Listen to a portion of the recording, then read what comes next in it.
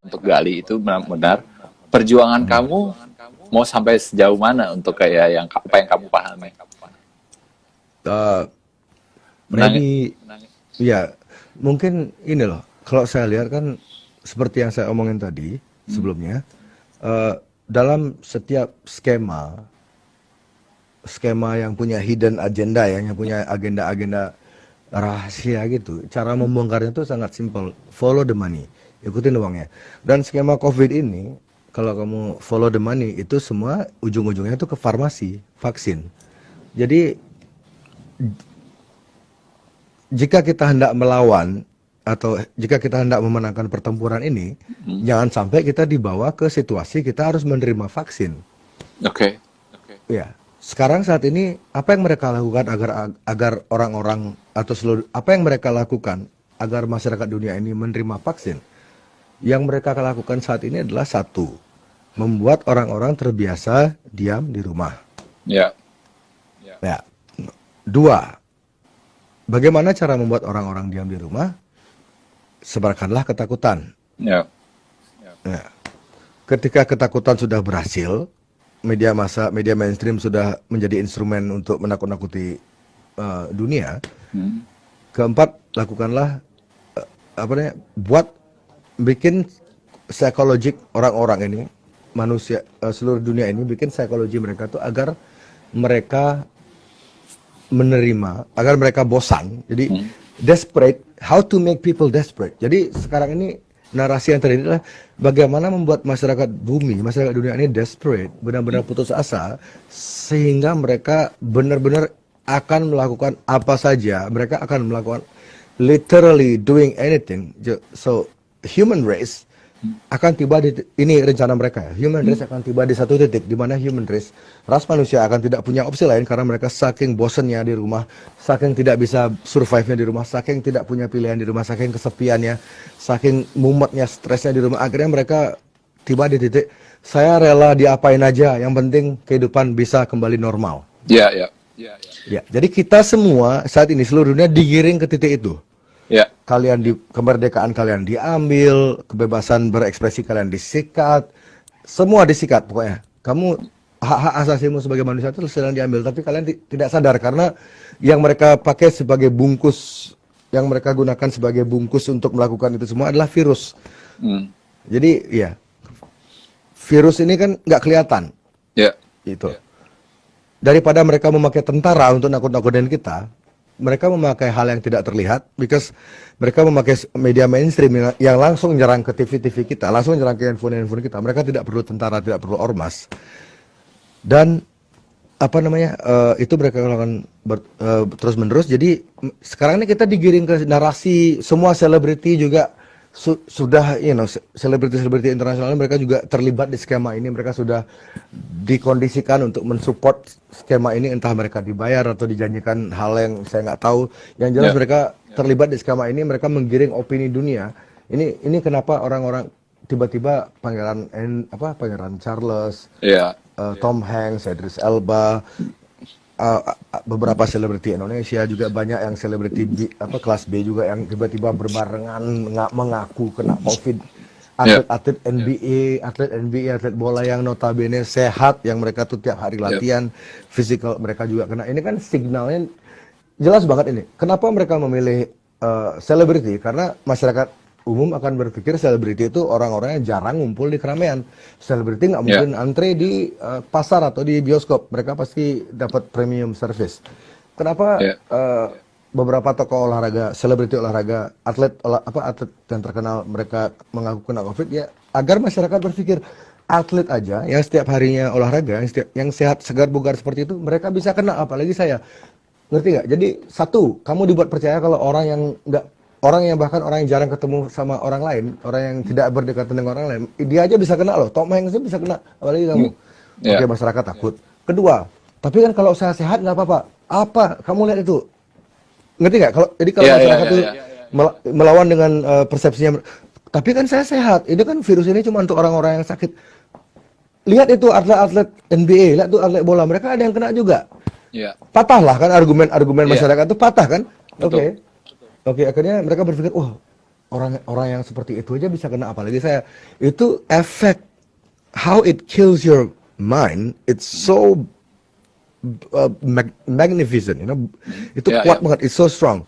Itu Ya. menghancurkan mental. Jika kamu nggak ngerti pola-pola kayak gini, jika kamu nggak mempelajari pola-pola kayak gini, misalnya anggaplah orang yang awam gitu, mentalmu itu ketika kamu mendengar berita seperti itu, oh semua selebriti dunia kena, semua politisi dunia kena, selebriti lokal juga ada kena, kamu tuh pasti akan ketakutan. Ya, betul. Ya. Pasti, kalau kamu orang normal yang tidak mempelajari TK, kamu akan sangat ketakutan karena kamu nggak ngerti kan, ada apa ini? Dan sudah menjadi sifat dasar manusia, is the nature of humans, ya. We all human, kita semua manusia ini, kita selalu takut. Manusia selalu ketakutan terhadap hal apa yang, sorry saya ulang ya, manusia selalu ketakutan terhadap hal yang mereka tidak ketahui. Humans are always scared of the unknown. Jadi Ya. ketika manusia ini tidak tahu apa yang mereka lawan, mereka tidak tahu siapa musuh mereka, mereka akan bertahan, mereka akan survive, mereka akan mencoba melewati masa-masa sulit ini dengan solusi yang salah. Ya. Itu yang terjadi di Indonesia. Setuju. Masalahnya A diselesaikan dengan solusi D. Ya, ya. So jadi nggak selesai-selesai masalahnya. Ya. So like Rage Against the Machine nyanyi lagu ini, know your enemy, Yeah. Rage Against the Machine, you love that band, Yeah. Know your enemy. It's so important to know who's the enemy. Dan True. kadang-kadang menyerang adalah pertahanan terbaik. Ya. Kalau kamu cuma bertahan, sumber dayamu tuh akan dikuras semua. Kalau kita cuma bertahan mengikuti instruksi WHO, itu inisial. Maksud saya mengikuti instruksi WHO, mengikuti instruksi pemerintah, ya kita akan bersama-sama digiring dari kelas ini ekonomi AB ini, AB. Ini CD kan. Ya. Ini sekarang kan konsepnya sekarang kan kita harus survive, saling support, masyarakat harus bersatu saling bantu kan. Betul. It sounds beautiful, terdengar indah ya, terdengar terdengar mulia, betul, terdengar heroik, iya. Tapi secara realita, jika pola itu dilakukan terus menerus, AB membantu CD, AB membantu CD, you understand kan? AB Ya, itu ya, apa ya, CD ya. ya? Golongan. AB membantu CD, AB membantu CD, itu dia akan lama-lama akan kurvanya begini, seret, seret. Dan semua akan jatuh. Semua akan menjadi D. Karena tidak ada pertambahan uang, tidak ada pertambahan uang. Tidak ada pertambahan nominal. Uang yang segitu-segitu aja diputer dengan orang yang sama, dengan jumlah yang sama. Akhirnya barang semua turun, lalu runtuh barang. Ketika semua sudah runtuh, mereka semua akan desperate. Mereka semua akan berpikir, bagaimana caranya agar seperti dulu lagi? Ya. Bagaimana caranya agar seperti dulu? Oh, gampang kok, tinggal disuntik aja, normal lah semua. Dan si BG sejak minggu lalu keluar di semua media mainstream dengan yakinnya, dengan percaya dirinya dia bilang, vaksin ini adalah solusi terakhir. Vaksin ini adalah solusi terakhir. Vaksin ini adalah solusi terakhir. Lalu dia timpali dengan jika manusia ingin peradaban seperti dulu lagi, vaksin ini adalah solusi terakhir. Jika kalian ingin normal lagi, vaksin ini adalah solusi terakhir.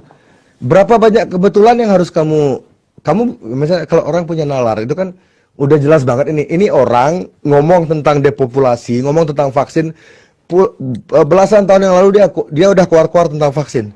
Ya, Lalu dia orang yang pertama menekan WHO untuk mendeklarasi status pandemi kan, dia orang pertama yang menekan WHO. Ya. Dia donatur tertinggi di WHO saat ini setelah Amerika memotong donasinya untuk WHO 2 minggu lalu. Orang itu sekarang si BG ini menjadi donatur tertinggi di WHO dan korporat industri farmasi yang mengerjakan vaksin ini, Gavi namanya. Gavi adalah donatur keempat tertinggi di WHO, di WHO. Ya. Jadi sekarang kita tahu kan dari sana sudah kelihatan follow the money. Kita udah kelihatan WHO itu siapa yang kontrol tuh. WHO ini dikontrol oleh orang yang pertama kali menyarankan pandemi. WHO itu dikontrol oleh orang yang pertama kali memaksa WHO mengeluarkan status pandemi. Yeah. Orang yang pertama kali ngomong tentang vaksin bertahun-tahun. Orang yang mematenkan virus ini dipatenkan oleh orang ini. Orang yang bikin microchip dengan kode 666, Ya. ya, it's like itu bukan kebetulan, itu pola. Dan kalau kalian masih anggap itu semua kebetulan, ya kalian salah satu orang yang berhasil ditipu berarti. Iya, iya. Ya. Ya, saya setuju dengan itu kayak saya juga baru nonton seorang peneliti dan dokter yang mungkin di-share lewat Instagramnya Konspirasi Teori atau aku lupa nama akunnya. Yang saya takuti sih seperti yang saya takuti seperti ini sih. Ketika kita disuruh dirumahkan, memakai masker dan segala macam harus cuci tangan dan segala macam itu, yang sementara kayak sebenarnya kita diciptain Tuhan itu kita diberikan satu imun tubuh yang ketika sebelum ada pandemi ini kita juga setiap hari ketemu dengan orang-orang nggak kita kenal, kita menyentuh kayak apapun itu di sarana publik itu udah pasti ada virus. Tapi kita nggak kenapa-napa karena kita punya imun tubuh. Tapi ketika kita dirumahkan seperti ini, dijaga segala macamnya, yang secara nggak langsung, secara logika adalah kita ditekan secara imun tubuh kita itu kita dilemahkan. Betul sekali. Dan nanti ketika ada gelombang kedua, ketika segala sesuatunya udah kembali normal, terus kita boleh keluar, dan ketika virus itu nyerang kembali, itu dampaknya itu lebih berbahaya ketika dibanding gelombang yang pertama. Dan itu yang saya takutin sebenarnya. Dan itu sangat masuk akal menurut saya. Jadi tapi ya kita nggak bisa berbuat apa-apa karena baru juga ada keluar undang-undangnya, ketika kita keluar nggak pakai masker atau apapun itu kita kena denda. Iya. Ya, tapi satu sisi saya pun juga mempunyai konsiderasi bahwa saya masih tinggal sama orang tua yang dimana mereka udah cukup rentan terhadap ini, dan itu yang menjadi konsiderasi saya sih sebenarnya. Ya, of course. Ya kan, gitu loh. Nah, kadang-kadang yang menjadi masalahnya adalah ketika kamu mengetahui sebuah kebenaran, mengetahui sebuah fakta yang memang kayak, wah, ini nggak benar seperti ini, dan itu harus kayak kita harus kompromi dengan lingkungan yang ada. Itu yang menjadi permasalahannya. Gitu loh. Dan kayak perjuangan yang ya bukan perjuangan sih, maksudnya hal yang bisa saya lakukan adalah memberikan kayak syukur-syukurnya gitu, puji Tuhan bahwa orang tua saya tipikal orang yang memang kayak mereka lumayan kayak nggak fakta yang diberikan oleh media itu mereka telan-telan begitunya. Mereka coba untuk kayak mencari sendiri juga gitu. Jadi orang tua saya itu orang tua yang memang mereka kayak cukup terbuka pola pikirnya gitu. Open minded ya. Iya. Nah, kalau kamu sendiri menyikapi gimana? Kayak kalau di Jakarta sendiri kan udah ada regulasinya, ketika kalau nggak keluar pakai masker itu kita kena denda 100.000 atau berapa aku lupa. Kalau di Bali udah sampai seperti itu belum? Mulai tanggal 15 akan diberlakukan namanya, tapi hanya di Denpasar, hanya di kota Denpasar. Itu namanya PKM, pembatasan kegiatan masyarakat. Jadi itu kayak itu semacam PSBB, cuman dengan kearifan lokal mungkin lah. Okay. Kuncinya begini, makanya ini loh, ada alasan kuat kenapa manusia itu coba diseragamkan oleh media. Ya, ada alasan yang kuat kenapa kita dibuat seragam, kita dibuat mempunyai opini yang sama oleh media. Ya, tujuannya itu adalah ketika tiba di fase-fase istimewa seperti saat ini, otoritas lebih gampang mengontrol masyarakat, karena semua masyarakat otomatis ketika kita punya persepsi yang sama terhadap apapun, kita lebih gampang dikontrol kan. Ya. Nah, ya. Jadi kalau kita sudah punya pemahaman seperti itu, jadi demografinya jelas. Musuh kita adalah media, karena media yang membuat kita menjadi terjajah oleh sistem. Dan menyikapi misalnya gini, kayak orang kan banyak juga kan orang-orang tua, maksudnya di posisi Gilbert itu banyak di Indonesia, pasti saya yakin hidup bersama orang tua yang usianya sudah di atas 60-an. Tapi balik lagi ke yang pembahasan yang saya bilang sebelumnya, tidak semua yang diberitakan di media atau